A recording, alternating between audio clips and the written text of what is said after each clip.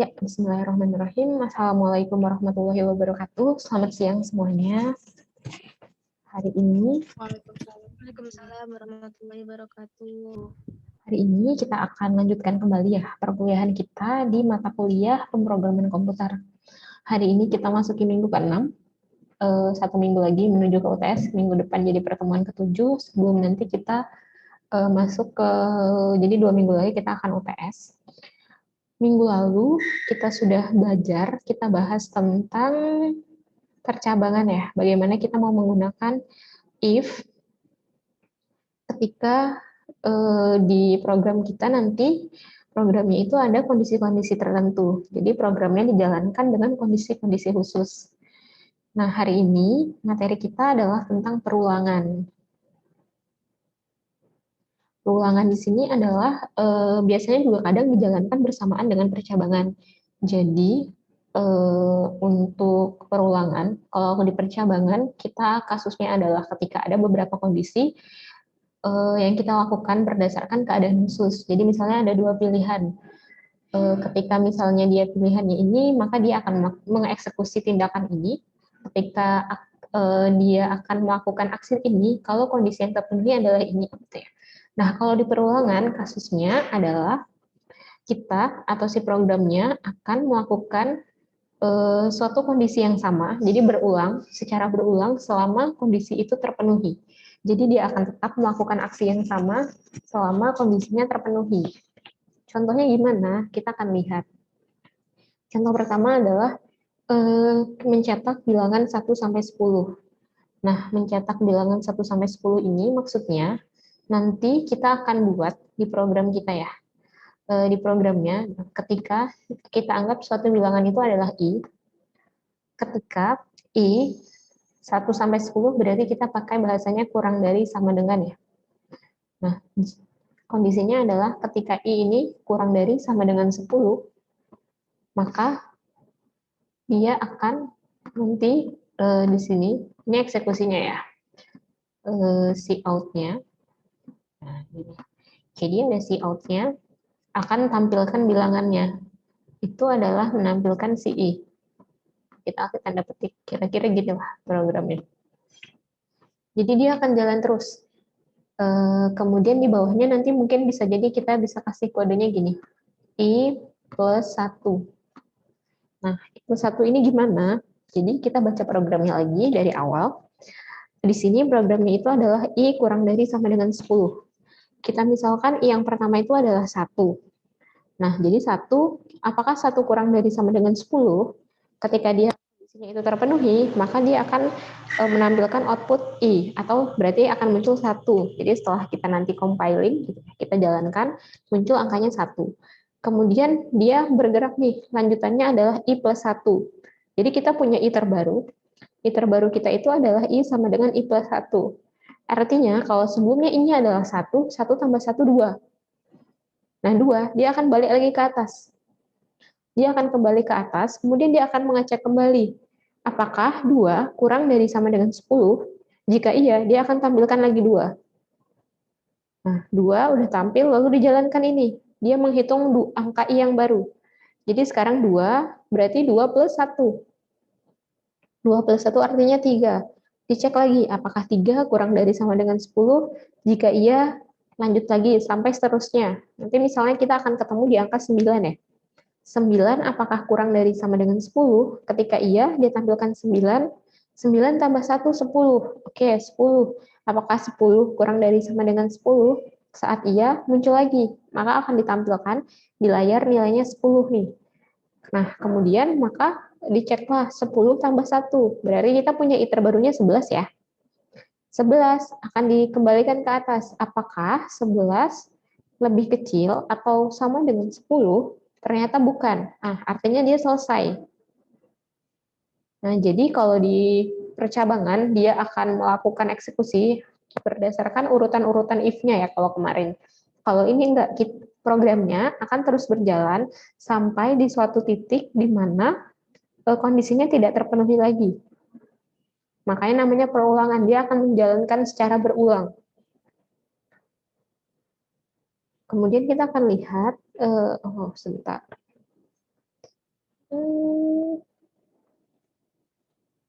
Nah, contoh 2. Misalnya kita akan menghitung total bilangan genap antara 5 sampai dengan 45.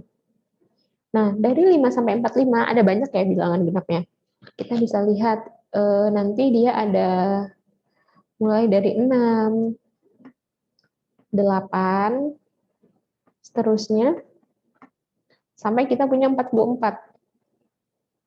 Nah, jadi nanti dia akan melakukan pengecekan. Yang pertama berarti kita mulai dari I-nya itu adalah 5. Nanti 5 plus 1 gitu ya, akan dicek. Atau misalnya kita juga bisa modifikasi programnya.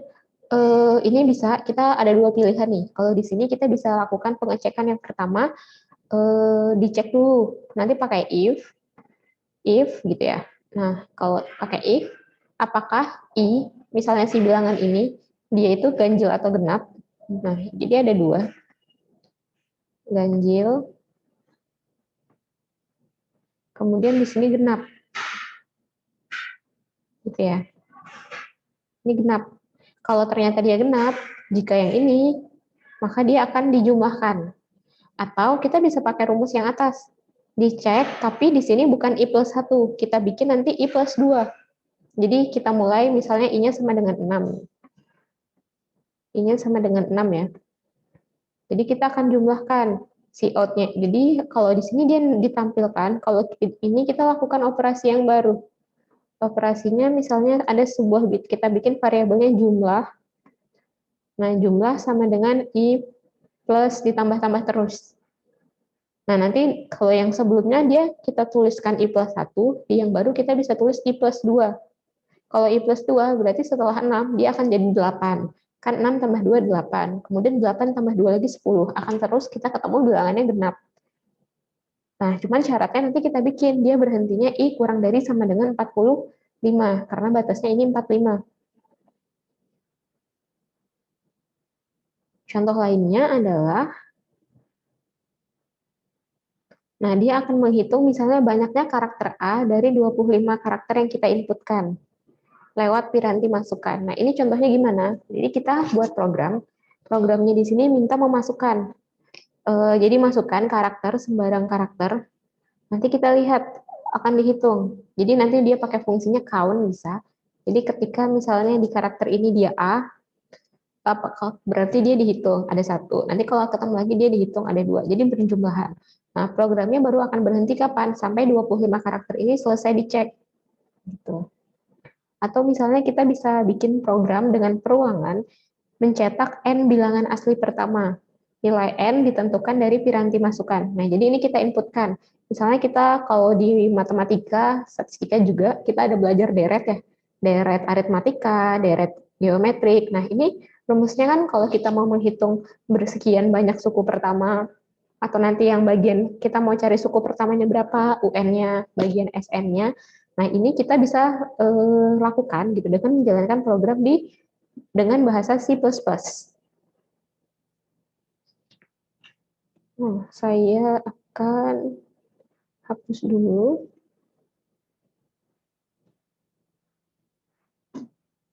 Nah, di sini ini tadi contoh untuk yang contoh 1. Jadi tadi nanti dia outputnya akan gini. Tadi ya, ketika nah, dia akan tampilkan outputnya 1, 2, 3, 4, 5, 6, 7 sampai dengan 10. Jadi kalau dia udah angkanya jadi 11, ketika 10 tambah 1, 11, dia akan berhenti. Jadi ini output yang akan kita lihat nanti. Yang contoh kedua, dia akan menjumlahkan nih. Jadi kita nanti bikin variabel baru, namanya total. Total itu jumlah bilangan ini, 6 tambah 8 tambah 10. Tadi ada 2 opsi. Bisa kita gabungkan dengan percabangan. Jadi kita cek, misalnya dia bilangan ganjil atau genap. Kalau genap, jumlahkan, masukkan ke total. Kalau ternyata dia ganjil, abaikan. Nah, atau bisa tadi kita pakai opsi yang plus 2. Itu sebenarnya akan lebih mudah. Nah, kayak gini. Jadi sampai 45 batasnya, nanti terakhir yang kita tampilkan adalah hanya nilai totalnya. Jadi nilai pertambahan yang ini-ininya kita tidak perlu, karena dari programnya hanya butuh nilai total keseluruhan. Kemudian untuk yang ketiga, kita nanti bisa bikin gitu ya. Ini juga bisa kita combine perulangannya dengan percabangan yang kita pelajari minggu lalu. Jadi nanti kita inputkan karakter, nah, baru kita cek if gitu, apakah karakternya sama dengan A. Kalau ternyata A, terus kita hitung NA sama dengan NA plus 1. Nah, terus diulangin lagi sampai 25 kali. Makanya dia bukan hanya percabangan, tapi di dalamnya itu juga ada perulangan. Karena kita lakukan hal yang sama, pengecekan if-nya ini sebanyak 25 kali. Jadi memang ada percabangannya dulu, percabangannya ini tapi sebenarnya berada di dalam perulangan. Jadi lebih mudahnya programnya itu sebenarnya adalah lakukan gitu, atau jumlahkan jika gitu ya bilangannya itu adalah A. Nah jadi dia akan menghitung angka per karakter pertama A. Oh jadi hitung udah 1. Kemudian dicek lagi karakter kedua, oh ternyata Z bukan. Jadi dia nggak jumlahkan. Lalu cek lagi. Nah dilakukan hal yang sama. Ini jadinya akan memang ada dua gabungan antara perulangan dan percabangan. Nah, si perulangan ini sebenarnya digunakan untuk apa? Jadi digunakan untuk mengatasi permasalahan seperti ini. Ada sekumpulan statement yang perlu kita lakukan secara berulang. Kalau kemarin, prinsipnya itu adalah statementnya akan kita lakukan, aksi tertentu kita lakukan karena ada kondisi-kondisi khusus. Dia tidak mesti selalu berulang, tapi kalau di sini dia dilakukan karena perlu dilakukan berulang-ulang. Nah, banyak perulangannya tergantung dari masalah kasus yang kita hadapi. Jadi bisa kita yang by design, oh kita mau ini ulang 100 kali. Tapi, bentar ya.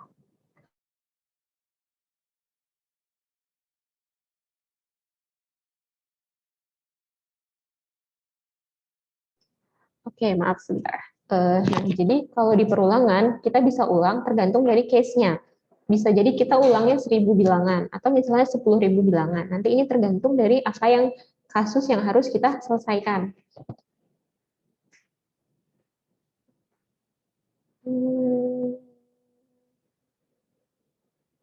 Nah, sebuah perulangan dalam algoritma harus dijamin berhenti. Jadi kita harus tahu kapan kondisi ini berhenti, agar dia nanti nggak jalan terus. Karena dari algoritma, kita itu harus tahu kapan dia berhenti. Jadi misalnya kita mau nampilkan bilangan A sebanyak apa, sebanyak-banyaknya. Atau misalnya sampai tak terhingga. Itu dalam algoritma tidak disarankan. Kenapa? Karena program ini harus tahu kapan dia akan berhenti melakukan eksekusi. Jadi kita nggak bisa biarkan dia akan melakukan perulangan terus sampai tak terhingga. Jadi tak terhingganya itu harus tetap ada nilainya. Oh misalnya sampai 10.000, atau misalnya sampai 100.000. Banyak boleh, tapi tetap harus ada nilai kapan suatu perulangan itu berhenti. Harus ada suatu kondisi kapan perulangan ini selesai dijalankan oleh si programnya. Contoh, kita akan lihat lagi. Nah, tadi kalau di sini ya untuk yang menampilkan bilangan 1 sampai 10. Nanti ada beberapa. Kalau kemarin kita bisa pakai if, kita bisa pakai switch case. Nah, di sini di perulangan juga ada beberapa formula atau beberapa perintah yang by default gitu sudah tersedia di Dev C++ yang dapat kita gunakan untuk melaksanakan algoritma perulangan. Nanti ada while, jadi kalau pakai while, kita bisa, kalau while ini adalah kondisi, kalau secara definisi ya, kita bisa artikan ketika. Jadi, misalnya kita punya I yang awal itu adalah sama dengan 1, nah, kemudian kita berikan kondisi perulangannya, while I kurang dari sama dengan 10, lakukan ini. Baru I sama dengan I plus 1. Jadi ketika nilai I masih kurang dari 10, lakukan ini, yaitu tampilkan nilai I. Setelah dia menampilkan, masuk perhitungan ini. I sama dengan I plus 1. Nah, kalau udah dia akan kembali lagi ke atas, begitu seterusnya. Atau kalau di contoh 2, nanti di Dev C++, ini bukan formula dasarnya, tapi secara umum kita bisa definisikan nanti pada saat kita menuliskan gitu ya, menuliskan program-programnya itu dia seperti ini. Nah, bisa kita pakai while. Jadi while bilangan genap kurang dari sama dengan 45. Nah, jadi ketika dia sampai di batas 45 ini gitu ya, maka programnya akan berhenti. Jadi dia tahu ada starting point-nya. Starting point-nya itu adalah dia punya ini, bilangan genap sama dengan 6. Dia tahu nilai total awalnya 0. Nah, ini starting point-nya. Dan dia juga tahu kapan harus berhenti. Jadi ada finish line-nya. Harus ada garis berhentinya. Kalau di sini kasusnya dia akan berhenti ketika nilai genapnya, nilai yang dihitung itu adalah udah sampai di batasnya 45. Kalau dia udah sampai di batasnya 45 ini, maka artinya dia udah selesai. Tidak lagi melakukan perulangan. Baru ditampilkan terakhir nilai totalnya berapa. Nah, yang sama juga tadi, untuk yang program A. Kapan berhentinya? Ya ini, ketika dia sudah selesai menghitung sebanyak 25 karakter. Karena kenapa? Karena tadi disebutkan, programnya dibuat untuk menghitung ada berapa jumlah huruf A atau jumlah karakter A dari 25 karakter yang diinputkan oleh usernya kita. Jadi kondisi berhentinya itu adalah ketika dia sudah melakukan pengecekan kepada 25 angkanya. Gitu ya. Nanti dipahami dari bahan ajar itu juga nanti ada bisa dibaca bagian ininya bahwa perulangan jadinya secara umum bisa kita bagi jadi dua bagian, yaitu kondisi berhentinya, yaitu adalah kondisi yang mengakibatkan perulangannya berhenti. Nah, di sini kondisi berhenti ini harus kita nyatakan dalam ekspresi logika, baik eksplisit maupun implisit. Jadi tadi ada kondisi khususnya. Misalnya ketika I kurang dari sama dengan 10, atau dia akan lakukan perulangan penjumlahan ketika nilai I-nya atau nilai karakter yang dimasukkan itu sama dengan A. Atau dia akan melakukan perulangan penjumlahan secara terus-menerus gitu ya. Ketika ketika bilangan genapnya itu masih kurang dari sama dengan 45. Kemudian secara sisi perulangannya bisa kita lihat, kita harus tahu statement yang akan diulang itu jenisnya nanti apa. Apakah nanti dia diulang hanya operasinya, tidak perlu kita tampilkan, seperti tadi contoh yang hanya menampilkan totalnya aja udah, hasil penjumlahan sebelum-sebelumnya nggak perlu. Atau misalnya kita mau tetap lihat penjumlahan per masing-masing stepnya mau kita keluarkan. Itu bebas, nanti terserah kita, tergantung kebutuhannya. Dan si pengulangan statement ini akan dilakukan secara terus-menerus jika kondisi berhenti belum terpenuhi. Nah, makanya tadi agar programnya nggak capek gitu ya menghitungnya, maka dia perlu lakukan ini proses kapan, perlu deklarasi kapan si program ini harus berhenti. Nah, yang pertama dalam Dev C++ kita bisa gunakan for. Jadi untuk for ini biasa digunakan untuk mengulang suatu proses yang telah diketahui jumlah loop yang akan dilakukan. Atau kita udah tahu jumlah maksimum loop yang diizinkan. Dari segi penulisan, for loop tampaknya lebih efisien karena lebih simpel dan sederhana. Nah, jadi di sini kalau kita udah tahu, misalnya tadi kita tahu dia berhentinya adalah dia berhenti menampilkan gitu ya. Kalau nilainya sudah sama dengan 10 nilai I-nya. Nah, jadi kita bisa pakai for. Atau kita udah tahu nilai maksimalnya berapa. Jadi maksimal dia nilai angkanya cuma sampai 45 aja. Maka kita bisa pakai nilainya for. Nah, ini adalah bentuk umum nanti kalau kita mau menuliskan for-nya dalam Dev C++, program yang kita pakai dalam praktikum pemrograman komputer. Jadi penulisannya itu adalah for, buka kurung ya, inisiasi, kondisi, dan increment. Nah, lalu ini ada kurung awalnya. Nah, ini ingat-ingat, jangan sampai salah dalam penulisannya. Nanti dia tidak mau tereksekusi. Nah, body loop ini adalah proses perulangan yang harus dijalankan. Kita akan lihat satu-satu. Inisiasi itu apa? Inisiasi ini adalah kondisi awal untuk memulai looping. Jadi misalnya kita mau hitung nilai I. I-nya mulai dari berapa? Dari 0 atau dari 1? Atau tadi, kita mau jumlahkan bilangan genap antara 5 sampai 45. Artinya kita nggak mulai dari 0, tapi kita mulainya dari 6. Kenapa? Karena bilangan genap di antara 5 sampai 45 itu dimulai dari 6. Kemudian dilanjutkan oleh 8.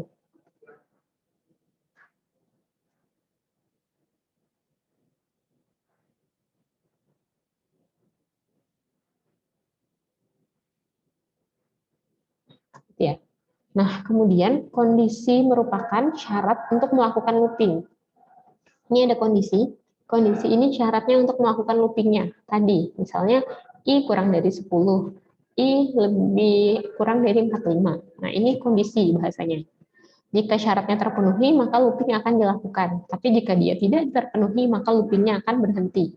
Jadi looping ini bahasa lainnya dari perulangan ya. Kemudian kita lihat increment yang ketiga. Increment ini apa? Jadi increment ini adalah pengendali loopingnya. Dapat berupa peningkatan nilai atau penurunan nilai variabel yang digunakan. Jadi setelah nanti loopnya berjalan, nilai variabel pada inisiasi akan bertambah atau berkurang sesuai dengan increment. Tadi contohnya apa? Itu tadi contohnya, increment-nya. Dia I selanjutnya gitu ya. Apakah dia I plus 1? Kalau tadi di kasus yang kita menampilkan bilangan dari I 1 sampai 10, itu dia selalu naik nambah 1. Jadi kalau I pertama 1, kemudian I plus 1 jadinya 2, kemudian 2 plus 1, 3 gitu ya. Atau misalnya di kasus yang bilangan genap, I-nya plus 2. Jadi naiknya per dua angka dalam pengecekannya. Nah, ini terserah kita dan tergantung dari kasus apa yang akan kita selesaikan. Kalau misalnya nanti tidak terpenuhi lagi, ya udah berarti dia selesai. Kita akan lihat nih contohnya. Di sini saya punya contoh ya, penggunaan for. Jadi penggunaan for ini kita tadi menampilkan bilangan 1 sampai 10-nya. Ini masih sama bagian atasnya seperti yang sebelum-sebelumnya. Kita punya int main. Nah, buka kurung, kita definisikan integer i. Ini adalah variabel i. Oke. Ini jadi jangan lupa variabel itu masih harus didefinisikan. Integer i. Oke. Kemudian kita bikin for. For. Setelah for kita butuh apa tadi? Kita butuh inisiasi. Nih ya, yang sebelumnya. Kita butuh inisiasi. Inisiasi artinya adalah starting point-nya. Dimulai dari berapa nilainya? Di sini kita tuliskan dia dimulai dari 1. Jadinya I sama dengan 1. Titik koma, ini ya rumusnya dari tadi. Titik koma, lanjut ke kondisi. Kondisinya adalah I kurang dari 11. Kemudian increment-nya apa? Increment yang ketiga, increment-nya adalah I++. Nah, diingat I++ ini adalah yang kemarin sempat kita pelajarin. Jadi kalau I++ ini maksudnya adalah I terbaru sama dengan I yang lama ditambah 1, gitu ya kemarin. Saya lupa pertemuan 4 kayaknya ya, yang kita belajar cara penulisan yang lebih sederhana dari penggunaan ini. Nah, I++ itu maksudnya I terbaru sama dengan I yang lama ditambah 1. Kemudian di sini masuk ke body loop-nya. Body loop-nya atau bagian perulangannya adalah tampilkan, ya, tampilkan nilai I. Kemudian ini kalau dia sudah selesai end, nanti dia diminta menampilkan tulisan berhenti. Jadi tulisan berhentinya ini bukan bagian di dalam for-nya. Kalau dilihat, yang for-nya ini hanya di bagian ini sama si out-nya ini. Makanya tulisan berhentinya kalau kita nanti running hanya nampil 1 kali. Nah, kalau berhentinya kita masukkan ke dalam sejajar di dalam i ini, kita masuk dalam body looping-nya ini, kita akan tampilnya berhentinya 10 kali juga. Jadi habis angka 1, lomper berhenti. Habis angka 2, dia akan muncul lagi berhenti. Nah, itu kalau kita menggabungkan berhentinya di dalam looping. Kalau ternyata berhentinya itu berada di luar, gitu ya, kita letakkan seperti ini, maka berhentinya itu hanya akan tampil 1 kali. Kita lihat, nah kita juga bisa lakukan prosesnya increment-nya itu dengan cara dia turun. Tadi ya disebutkan, bisa naik, bisa turun. Nah, ini kita pakai kode I kurang-kurang. Artinya ini adalah I yang baru, pada increment-nya kita definisikan, nilai I yang baru itu adalah nilai I yang lama dikurang 1. Nah, I yang lamanya itu dia mulai dari angka berapa? Jadi di inisiasi, dia itu I-nya itu mulai dari 10. Nah, jadi dia akan bergerak turun. I-nya mulai dari 10, kemudian di sini dicek ketika perulangannya adalah jika I-nya masih lebih besar daripada 0, Nah, kan dia turun nih, nanti pas di posisi 1 kurang 1 kan 0. Apakah 0 lebih besar daripada 0? Ternyata tidak, maka dia tidak lagi menampilkan I, tapi dia menampilkan tulisan berhenti, karena kondisinya udah tidak terpenuhi. Kalau misalnya kita tanya, apakah ini bisa dituliskan dengan menggunakan for misalnya? Bisa aja. Mungkin kita tuliskan if gitu ya, I kurang dari lebih dari pada 0 tampilkan ini, atau kalau misalnya dia tidak memenuhi lagi yang akan tampil tulisan berhenti, itu juga bisa. Tapi itu kalau perulangannya masih sedikit. Kalau ternyata perulangannya itu ada sangat banyak, kita tetap harus definisikan dengan menggunakan loop. Kalau misalnya cuma satu, masih bisa kita tulis pakai ini, karena dia hanya akan mengecek satu kali. Jadi apakah I lebih besar dari ini atau tidak. Gitu. Nah, ini seperti yang di sebelah kanan, tampilannya dia turun 10, 9, 8, dan seterusnya sampai angka 1, sampai akan berhenti. Kalau misalnya kita mau tuliskan dia sampai 0, gimana? Nah, di bagian kondisinya ini yang kita ubah. Jadinya I lebih besar sama dengan 0 misalnya. Jadinya nanti dia 0-nya akan tampil, baru dia akan berhenti. Lagi-lagi itu terserah kita, atau terserah nanti gimana persoalan yang akan kita hadapi.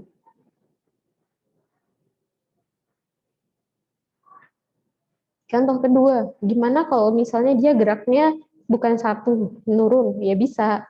Nah, di sini kita lihat ya perbedaannya. Ini inisiasi awalnya mulai dari 0, jadi nih dia akan tampil 0. Kemudian ketika selama I kurang dari 51, maka dia akan lakukan perulangannya ini.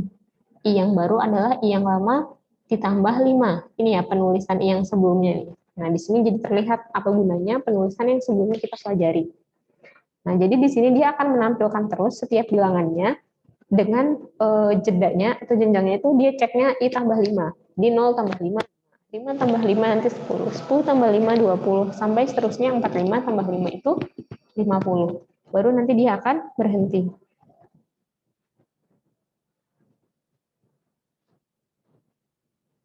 Bentar ya.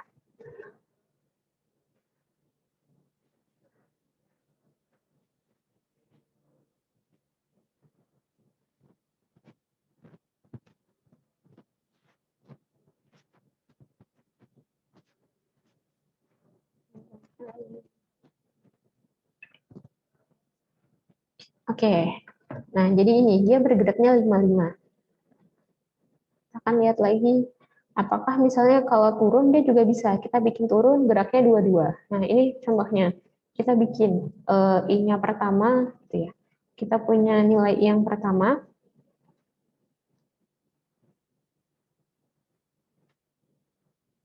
20 kurang 2. Di sini I kurang sama dengan 2. Ini ingat ya penulisan yang sebelumnya di minggu ke-4 tadi kalau nggak salah. Nah, jadi dia akan turun, baru dia berhenti.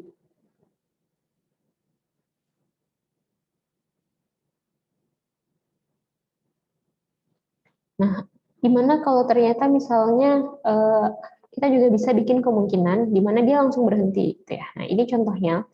Jadi kita definisikan sebuah variabel integer namanya I. Starting point-nya atau inisiasinya itu adalah I sama dengan 11. Nah, di sini I-nya itu kurang dari 11, jadi perulangannya baru bisa dijalankan kalau nilai I-nya kurang dari 11. Kemudian nilainya I++. Nah, dia akan menampilkan nilai I. Tapi kalau ternyata tidak terpenuhi ini, di for-nya ini sudah selesai, dia akan lanjut ke bagian program yang berhenti. Nah, setelah kita jalankan, program ini hasilnya berhenti. Kenapa? Karena tadi, di bagian awal kita definisikan nilai I-nya 11. Karena dia 11, dilakukanlah pengecekan. Apakah 11 kurang dari 11? Ternyata tidak. Makanya dia tidak menampilkan nilai I, dan dia tidak melakukan proses di increment-nya. Karena kondisi perulangannya tidak terpenuhi. Sehingga dia lanjut ke perintah selanjutnya, yaitu tampilkan tulisan berhenti. Dan programnya selesai.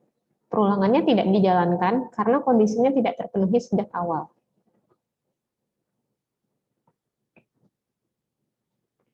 Nah, ini secara matematis ya, kalau kita ambil contohnya yang bagian matematika, kita bisa gunakan untuk menghitung ini. Jadi kita tahu ada di induksi matematika, jumlah n buah bilangan asli pertama itu adalah rumusnya ini, n plus 1 dibagi 2. Nah, bisa juga ditulis seperti ini. Kemudian kita bisa buat program meminta suatu bilangan, jadi ada bilangan yang diinputkan, bilangan bulat, kemudian kita hitung jumlah bilangan bulat dari 1 sampai dengan bilangan yang diinputkan. Bisa ya?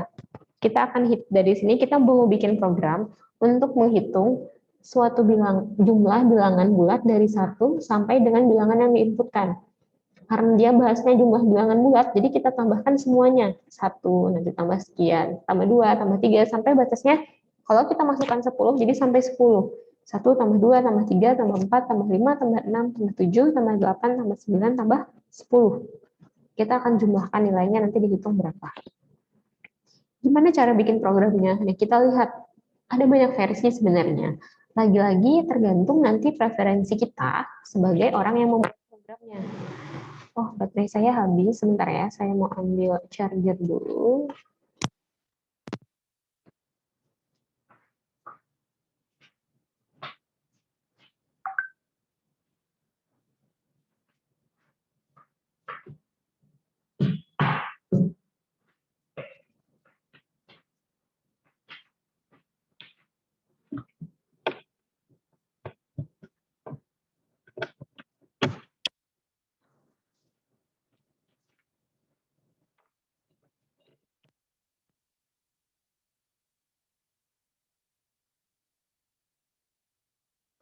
Nah, jadi di sini kita akan buat programnya yang menghitung nilai ini, gitu ya. Kita akan cek. Oke. Di sini kita punya integer i, kemudian ini sum, ini number, terus kita punya long integer sum. Nah, kita minta untuk memasukkan bilangan bulat antara 0 sampai 500. Kemudian disimpan dalam variabel yang number atau 6 ini. Nah, kemudian kita punya sum atau summary-nya, kita akan gunakan rumus yang di atas. Summary-nya itu yaitu sum plus i. Sum-nya itu awalnya 0, baru kita masukkan perulangannya. For i sama dengan 1, jadi ketika nilai i-nya awalnya dimulai dari 1, i kurang dari sama dengan number, nah cek. Jadi ketika nilai i-nya masih kurang dari sama dengan number, atau nilai yang tadi kita masukkan, i plus plus, artinya dihitungnya per nambahnya 1, naiknya 1.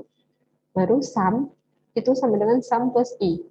Tampilkan dan baru jumlah, yaitu bilangan bulat pertamanya, sum-nya. Jadi dia akan lakukan perulangan terus sampai n bilangannya terpenuhi. Kalau kita masukkan 10, jadi tadi dia akan jumlahkan dari 1, 2, 3, 4, 5, 6, 7, 8, 9, 10. Kalau kita masukkan 20, ya dia akan menjumlahkan sampai 20.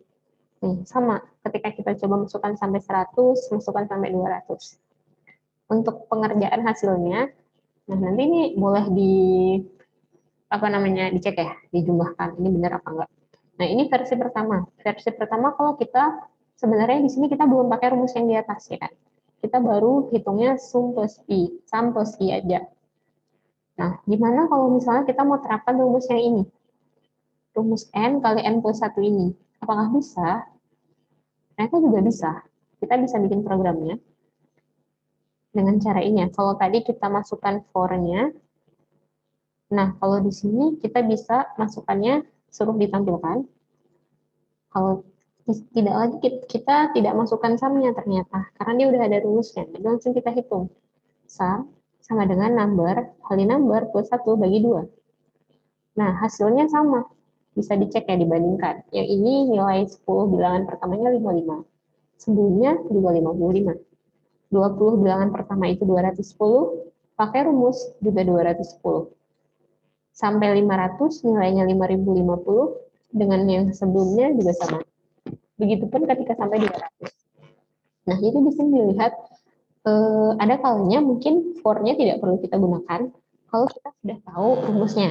Pada kasusnya yang ini tadi, kita udah punya rumus lebih singkatnya, kita bisa tahu langsung tulis rumusnya tanpa memasukkan for, tanpa memasukkan perulangan ke dalam program kita.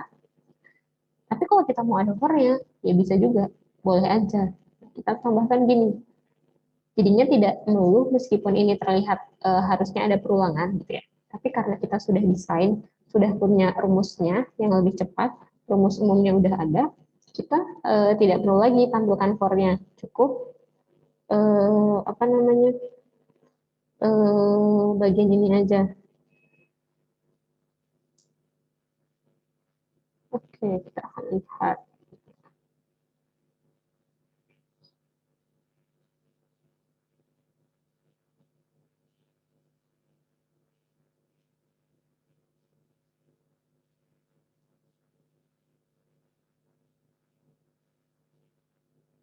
Nah, ini tadi untuk yang kita pakai hanya rumus. Ada yang mau ditanyakan dulu untuk yang for, sebelum nanti kita akan beralih, kita mau lihat yang menggunakan while. Ada pertanyaan?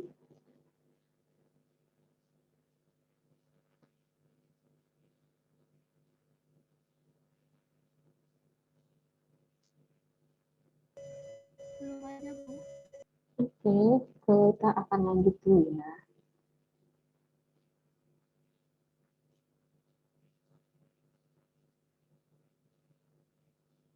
Nah, selanjutnya kita akan masuk ke while loop. While loop ini apa? Jadi while loop ini ya fungsinya sama kayak for, tapi dalam sisi struktur penulisannya yang beda. While loop digunakan bila kita mempunyai perulangan yang jumlah maksimum perulangannya bisa jadi tidak diketahui. Tetapi kita punya kondisi yang mensyaratkan itu terpenuhi. While loop banyak digunakan dalam komputasi matematika. Nah, jadi di sini ya, kita mungkin tidak tahu jumlah maksimum perulangannya berapa, tapi kita tetap harus tahu kapan dia berhentinya. Jadi statement kapan, where, and how to stop-nya itu harus tetap tahu. Bentuk umumnya gini, while kondisinya apa, pernyataan-pernyataannya gimana, itu bentuk umumnya. Jadi cara kerja while itu adalah dia, si program kita, akan memeriksa apakah kondisinya bernilai benar atau salah. Kalau misalnya kondisinya benar, maka nanti blok pernyataannya akan dieksekusi atau perulangannya akan dilakukan. Kalau misalnya selesai dieksekusi, dia akan kembali ngecek apakah kondisi keduanya itu benar atau tidak. Kalau nanti dia akan berhenti sampai kondisi salahnya itu terjadi. Jadi kalau udah sampai temu pertanyaan salahnya, maka dia akan berhenti. Nah, yang perlu kita ingat di sini kita perlu menggunakan hati-hati dalam menggunakan while loop karena di kondisi ini, karena jika kondisinya selalu benar, maka loop tidak akan pernah berhenti atau nanti ada namanya infinite loop. Nah, jadi kalau di for bentuknya kemarin gini, sebelah kiri ya, yang for. Nah, untuk yang while loop inisialnya di atas, baru while kondisinya di sini, pernyataannya di dalam, incrementnya di dalam sini. Jadi incrementnya di bawah. Kalau tadi for, semuanya inisial, kondisi, dan incrementnya di satu baris yang sama, dalam tanda kurung yang sama, baru pernyataan di dalam kurung awalnya. Kalau di while, bedanya ini, modifikasinya gini. Inisial di atas, kemudian while, kondisinya apa, pernyataannya gimana, incrementnya dilanjutkan. Nah, kita juga bisa, kalau misalnya kapan sih kita harus menggunakan for, atau kapan kita lebih baik menggunakan while loop. Secara umum, jika suatu perulangan yang kita tahu jumlah iterasinya yang diperlukan, maka kita bisa gunakan loop. Nah, inisialnya, kondisinya, increment juga melibatkan variabel yang sama, maka pilihan dan ini. Kalau misalnya inisial, kondisi, atau incrementnya melibatkan variabel yang sama, maka pilihan yang bijak adalah menggunakan loop. Maksudnya gimana? Tadi kita tahu jumlah iterasinya gimana. Dia akan mengulangnya sampai sebanyak apa. Dan jika kondisi yang diulang itu variabel yang sama. Tadi kan kita fokus tuh ke I aja. Yang di I, incrementnya juga berdasarkan I.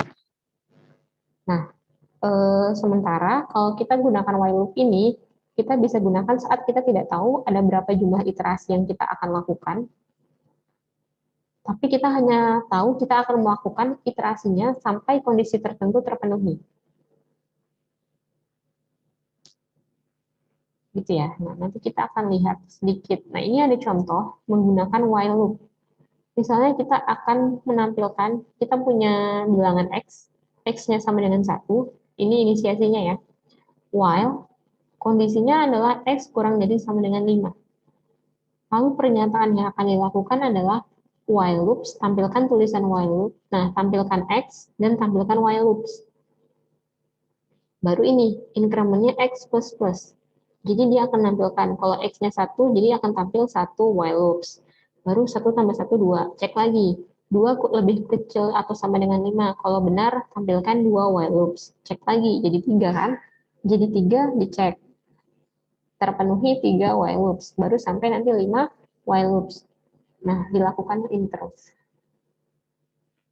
Dan bisa jadi, tiap orang punya kesenangan yang beda-beda ya. Misalnya yang satu mikir lebih enak menggunakan while loops, ya nggak apa-apa. Jika memang kita orientasinya hasil gitu ya. Misalnya kalau di ujian, saya tampilkan sebuah output. Outputnya misalnya ini, saya mau outputnya nanti pokoknya tampilnya seperti ini. Terserah teman-teman bisa pilih, makanya tergantung lebih senang menggunakan for ya silahkan bikin program yang menggunakan for, atau misalnya menggunakan while do. Jadi ketika misalnya nanti mungkin ujian gitu ya, untuk yang praktik, hanya ditampilkan outputnya, artinya teman-teman bebas menggunakan for atau while loop. Yang mana yang paling enak atau yang mana yang paling dirasa mudah dalam membuat programnya. Yang penting hasilnya sama seperti yang diminta oleh soalnya. Gitu ya. Nah, selain for dan while loop, untuk while ada bentuk yang kedua. Namanya itu adalah do while. Do while ini bentuknya gini. Dimana kalau di while do, kita cek dulu kondisinya, baru kita tampilkan pernyataannya. Kalau di do while, pernyataannya dicek terlebih dahulu, dieksekusi terlebih dahulu, baru kondisinya diperiksa. Kalau misalnya kondisinya benar, maka eksekusinya diulang kembali. Nah, jadinya kalau di sini diketahui, karena tadi ya ditelaskan, dia tampilkan pernyataan dulu, baru dicek kondisinya. Kalau kondisinya terpenuhi, dia ulang lagi pernyataan 2. Nah, karena dia cek terlebih dahulu, artinya minimal akan dilakukan 1 kali pernyataannya. Kenapa? Karena tadi dia dia bikin pernyataan dulu. Oh, jadi tampilkan ini. Dia tampilkan dulu, baru dicek kondisinya gimana. Kalau yang sebelum-sebelumnya tadi, dia tidak selalu kondisinya dulu ya. Jadi bisa jadi tidak ada perulangan yang sama sekali yang dilakukan. Kalau di sini pasti minimal akan dieksekusi 1 kali. Karena dia ngecek dulu, dia melakukan eksekusi dulu, ngecek pernyataannya dulu, baru melihat kondisinya gimana. Contohnya gimana? Nah ini, misalnya kita pakai do while mau menampilkan bahasa C++. Jadi kita do, nah bahasanya kan do, jadi lakukan. Lakukan dulu, tampilkan tulisan X, jadi X-nya 1 di awal, tampilkan ini 1 bahasa C++. Baru 1 plus plus, artinya nilai 1 ditambah 1, 2. Nah, apakah 2 ini kecil atau sama dengan 10? Jika iya, ulangin lagi ke atas. Sampai terakhir, sampai dia 10. Nanti udah 11, apakah 11 kurang dari sama dengan 10? Ternyata tidak. Oh, berarti udah selesai. Nah, gimana kalau misalnya di sini kita lakukan X-nya misalnya mulai dari 11. Oke, misalnya kita mulai dari 11, X-nya 11. Do, dia suruh kan, lakukan. Lakukan apa? Tampilkan X, X-nya berarti 12. 12 bahasa C++. Kemudian cek 12 plus plus, artinya 12 plus 1. 12 tambah 1 itu 13. Nah, while dicek apakah 12 kurang dari sama dengan 10, ternyata salah, false. Artinya dia tidak melakukan perulangan, tapi sudah tampil satu buah kalimat, yaitu 12 bahasa C++. Gitu ya. Ada pertanyaan? Untuk materi peluangan, jadi ada 3 pilihan yang bisa teman-teman gunakan. Penggunaannya tadi sekali lagi bebas, tergantung yang mana yang lebih senang, mana yang lebih mudah, yang mana aja. Ada pertanyaan untuk ininya sebelum Ada, kita Bu. lanjut ya? Pada while loop tadi kan katanya tuh sama semua while loop, sama kayak contoh ini kamu bahasa C++ kalimatnya sama semua. Kalau misalnya kita mau masukkan pada bilangan ganjil menggunakan kata ini, sedangkan kalau bilangan genap kata lain, itu bisa nggak, Bu? Bisa. Nah, itu nanti jadinya kita akan combine dengan menggunakan percabangan. Jadi nanti berarti kita ada if-nya di dalamnya kan. Ada if-nya, if jadi dia lakukan perulangan ya. Perulangannya berarti kalau tadi kan kita karena kita maunya hanya bilangan genap, jadi kan dia nambahnya 2. Berarti di sini nanti di increment-nya nambahnya 1. Kemudian di dalamnya itu kita tambahkan percabangan. Dicek apakah si i-nya ini bilangan ganjil atau genap. Kalau dia ganjil, nanti misalnya dikasih tambahan, tampilkan i, terus ada kodenya bilangan genap. Atau kalau dia genap, tampilkan kodenya apa. Nah, nanti di minggu depan kita akan pelajari lebih lanjut ketika penggabungan antara perulangan dan percabangan. Jadi kalau minggu ini mungkin kasusnya masih lebih ke perulangan aja, tapi itu memungkinkan. Jadi nanti kita memang dalam proses pembuatan programnya bisa jadi banyak kasus di mana kita menggabungkan antara perulangan, penggunaan for, do while, sama if, else, switch case, dan lain-lain. Tuh. Ada lagi yang mau ditanyakan?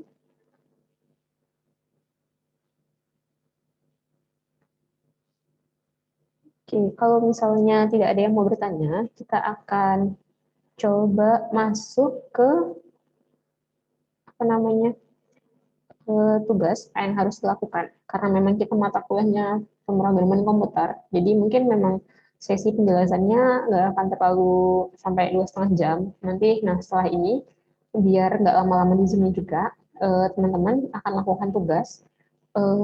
Tugasnya bisa dikerjakan sendiri sambil ini dimanfaatkan waktunya masih ada ya. Jadi nanti tetap dikumpul hari ini tugasnya, di sisa waktunya dikerjakan.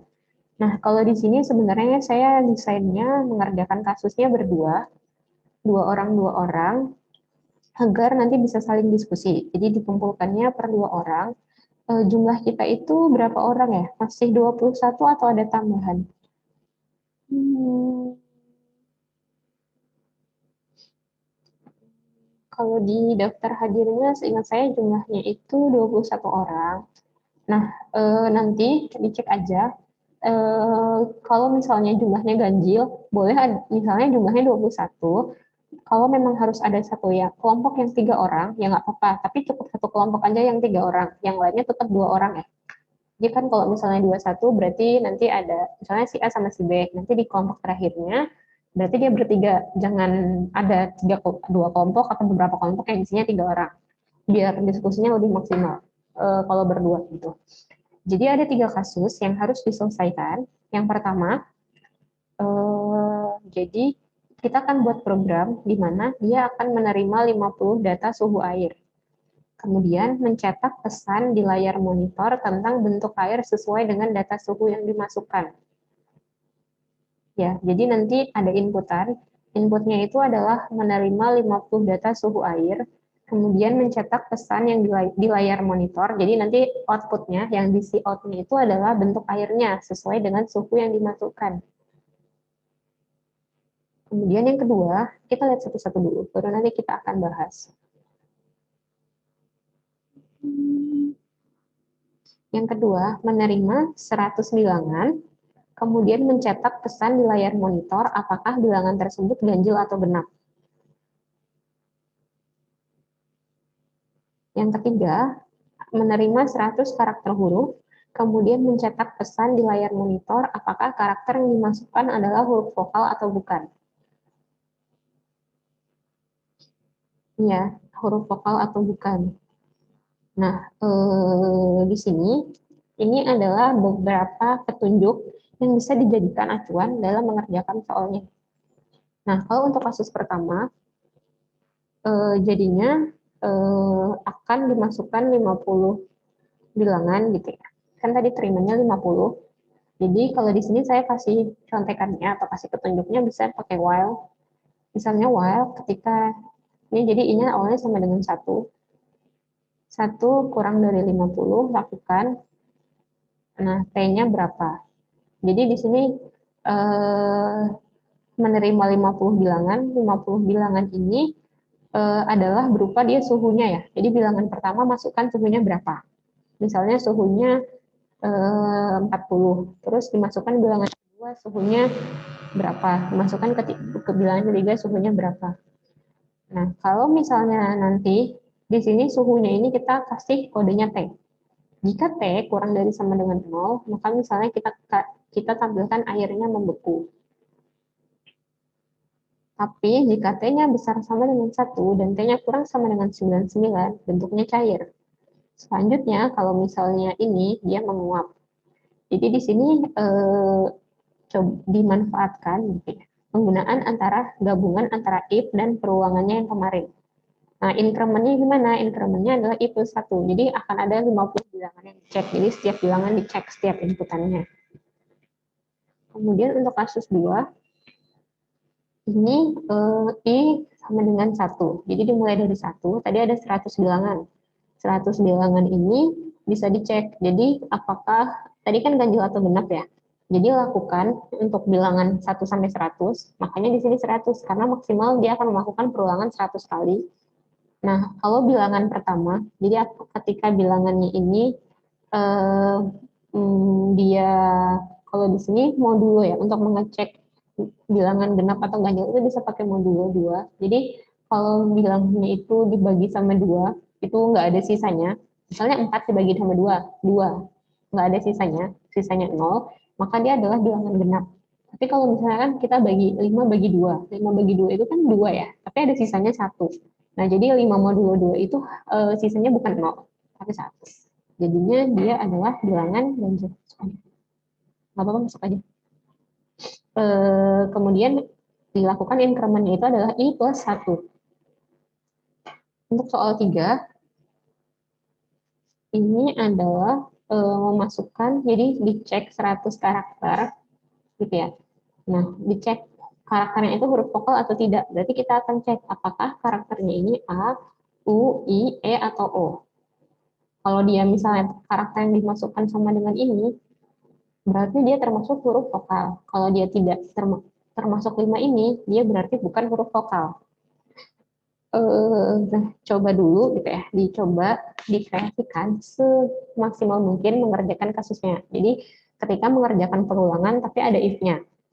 Ini ada 3 kasus, tapi yang harus dikerjakan bukan tiga-tiganya. Silahkan dipilih salah satu yang menurut teman-teman paling mudah dilakukan. Jadi cukup satu aja yang dikerjakan, dari 3 dipilih satu, dikerjakan secara berkelompok, terdiri dari 2 orang. Nanti dikumpulkan jam 4 sore. Bisa ya? Ada pertanyaan? Yang nomor 1 tadi kan Bu meminta data sebanyak 50 kan Bu. Berarti nanti menginputnya tuh ada 50 kali ya Bu? Iya. Atau gini aja, biar tidak terlalu panjang, kita kurangin aja. Yang nomor 1 ini cukup masing-masing, misalnya cukup 5 aja, biar nanti inputnya nggak terlalu banyak. Jadi kita bisa modifikasi. Yang nomor 1 itu cukup 5 aja. Yang nomor 2 juga 5 bilangan aja. Yang ketiga juga cukup 5 karakter huruf yang dimasukkan. Nah, jadi nanti perintah lainnya sama, tapi cukup 5 aja yang diinputkan, gitu ya. Nanti nanti saya revisi dari sisi programnya. Jadi cukup masukkan 5 data aja, biar nanti nggak kelamaan buat proses inputnya. Yang diinputkan suhu ya kalau yang nomor 1. Kalau yang nomor 2 itu yang diinputkan adalah nilai bilangannya, misalnya 20 atau 30. Nah, kalau nomor 3 yang diinputkan itu adalah karakternya. Jadi ada 5 karakter. Nanti dicoba dulu semaksimal mungkin di kreasinya dilihat, saya pengen lihat kreasinya adalah mengerjakan gabungan antara perulangan sama perulangan sama percabangannya, gitu ya. Yang dikerjakan cukup salah satu aja, dipilih dari 3 mana yang dirasa lebih mudah. Nanti silahkan dikerjakan secara berkelompok jam 4 sore, dikirim, nanti saya kasih linknya. Kalau misalnya pun kasusnya tidak selesai gitu ya, masih dari tahap belum sampai keluar hasilnya atau masih ada error di jam 4 itu, nggak apa-apa, nanti tetap coba atau tetap dikirimkan aja. Nanti biar nanti saya akan lihat gitu ya, sampai ininya. Jadinya meskipun kalau nanti jam 4 tidak selesai, nggak apa-apa. Jadi nanti biar tetap bisa dilihat dari sisi udah sejauh mana progres pengerjaannya. Jadi mungkin nilai apa namanya, nilai perfectnya memang harusnya dia selesai, tapi kalau nggak selesai nanti tetap dikirim aja selesainya sampai di mana. Namun diusahakan biar tetap selesai sampai nanti muncul hasilnya. Gitu ya. Jadi pilih aja salah satu mana yang dirasa paling mudah dikerjakan. Ini udah ada petunjuk-petunjuknya. Jadi habis ini saya share. Nah, dari petunjuk-petunjuk ini silahkan dimodifikasi menjadi kode-kode tadi. Dalam jeda C++ dia harusnya dituliskan gimana. Kalau misalnya ini kan tadi, kalau di C++ while-nya kodenya ini ya. Kalau for misalnya kodenya increment-nya gimana, inisiasinya gimana. Tinggal dimodifikasi aja dari petunjuk-petunjuk ini. Gitu, ada pertanyaan? Sebelum kita tutup untuk sesi penjelasannya dan dilanjutkan untuk pengerjaannya.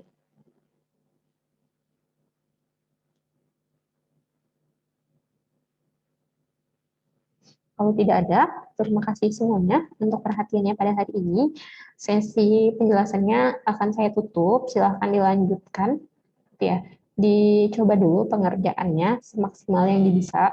Kalau misalnya mau diskusi sama teman-teman sekelasnya boleh, namun ingat jangan langsung di copy paste jawabannya. Jadi kan yang ngerjakannya berdua, kalau misalnya mau diskusi sama beberapa orang yang lain nggak apa-apa.